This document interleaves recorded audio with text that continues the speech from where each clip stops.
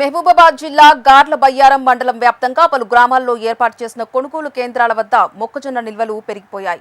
కొనుగోలు కేంద్రాలు ఏర్పాటు చేసినప్పటికీ గన్ని సంచుల కొరత తీవ్రంగా వెంటాడుతోంది.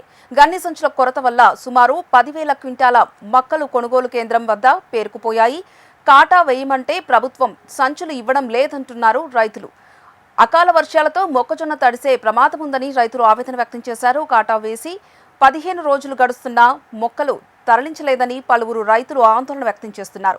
ప్రభుత్వం సంచులు ఏర్పాటు చేసి త్వరగా జొన్న పంటను కొనుగోలు చేయాలని రైతులు కోరుతున్నారు. మండలం మోబాద్ డిస్ట్రిక్ట్. నేను గత 15 రోజుల నుంచి ఐఎఫ్సి సెంటర్ దగ్గర ఉన్నాం. 5 ఎకరాల మొక్కజొన్న వేస్తే ఇప్పుడు కాటాలు లేవు.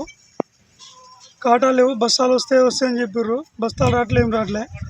బయట బస్తాలు కొనుక్కు ఇప్పుడు నా 15 రోజులు అయిపోయిన తర్వాత బస్తాలు కొనుక్కోరే గవర్నమెంట్ బస్తాలు ఇవ్వట్లేదు అని చెప్తున్నారు.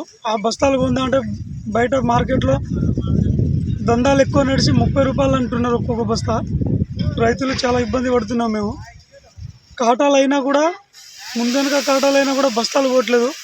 బస్తా స్టార్టేజ్ ఉన్నాయి, డీజిల్ ప్రాబ్లం అని అంటున్నారు. అంతా చేతకాని గవర్నమెంట్, అంతా పలికిమాల గవర్నమెంట్లు ఉంది. రైతులు చాలా ఇబ్బంది పడుతున్నారు. వెంకటరామపురం బయ్యారం.